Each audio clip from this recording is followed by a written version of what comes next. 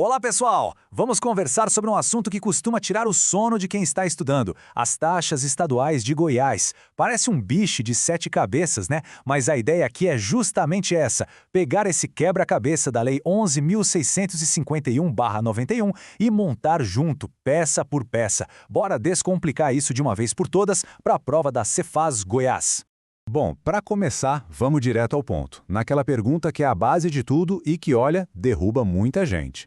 Qual é a diferença fundamental entre taxa e imposto? Parece básico, né? Mas acredite, dominar essa distinção é o primeiro grande passo para não perder ponto de bobeira na prova. Então, vamos lá. O segredo todo está na palavra vinculado. Pensa assim, a taxa ela é vinculada. Isso significa que a gente paga por algo específico que o Estado faz diretamente para nós. É uma contraprestação. Seja uma fiscalização sanitária, seja um serviço público que está ali à nossa disposição. É uma troca, sabe?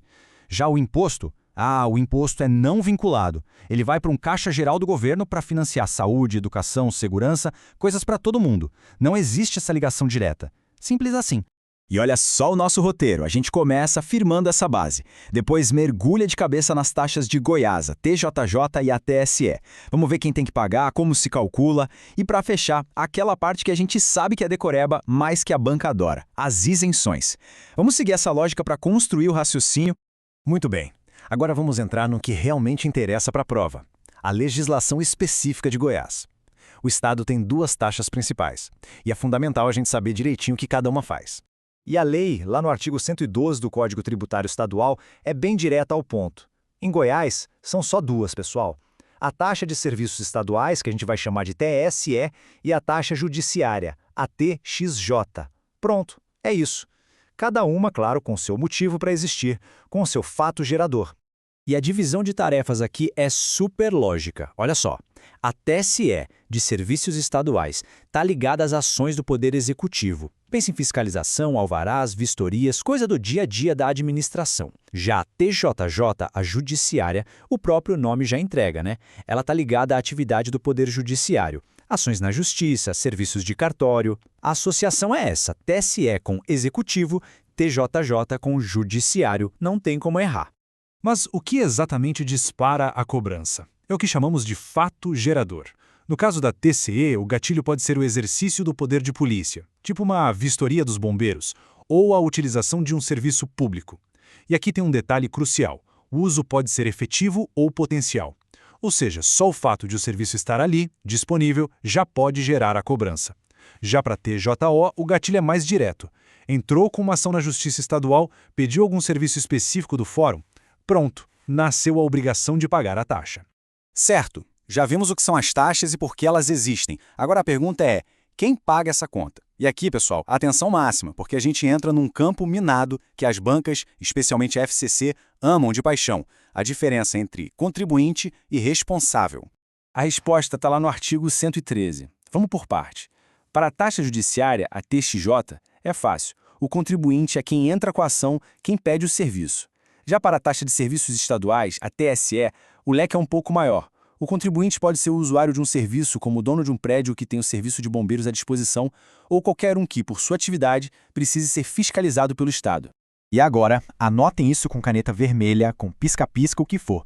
A pegadinha clássica de prova. Sabe o registro de contrato de financiamento de veículo? Então, a lei fala que a instituição financeira é quem tem que recolher a taxa. Só que, e aqui está o pulo do gato, o banco não é o contribuinte, ele é o responsável tributário. A banca vai tentar te confundir, ela vai dizer que o banco é o contribuinte. Não caia nessa, o banco é responsável. Beleza, já sabemos o que é, por que é e quem paga. Agora falta o quanto e o como. Vamos para a parte mais prática. Como é que se calcula o valor dessas taxas e como funciona o pagamento? Aqui os detalhes fazem toda a diferença na hora da prova.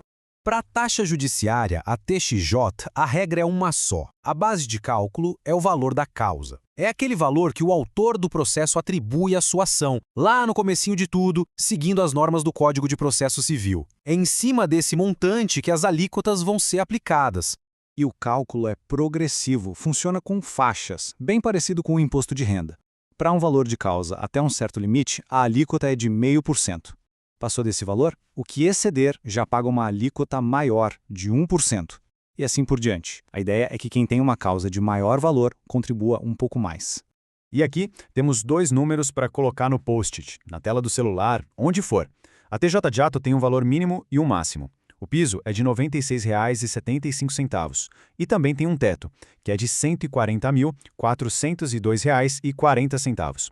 Pode ser uma causa de bilhões de reais, não importa, a taxa não passa desse valor.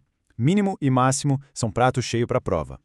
Agora, mudando para a TSE, vamos focar na taxa de incêndio. O cálculo dela usa uma coisa chamada coeficiente de risco de incêndio. O nome parece complicado, mas a ideia é simples. É só uma forma de medir o risco de um prédio pegar fogo, levando em conta o tamanho, o uso, se tem material perigoso, tudo isso entra na conta para definir o valor. E a fórmula em si é só uma multiplicação. A gente pega a carga de incêndio específica, que é um número tabelado, multiplica pela área do imóvel e, por fim, por um fator de risco.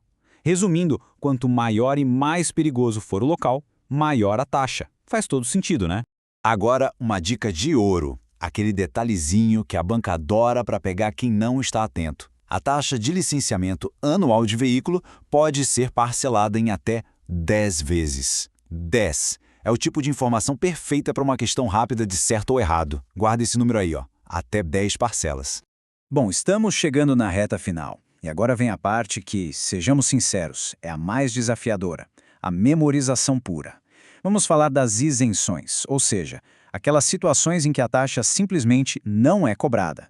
E como o próprio professor Eduardo da Rocha diz em seu material com muito bom humor, essa parte é a notícia ruim. Por quê? Porque não tem muita lógica para a gente ficar deduzindo. É sentar e decorar. A banca pode simplesmente copiar um item da lei e jogar na prova. Vamos olhar algumas isenções da taxa judiciária, lá do artigo 116.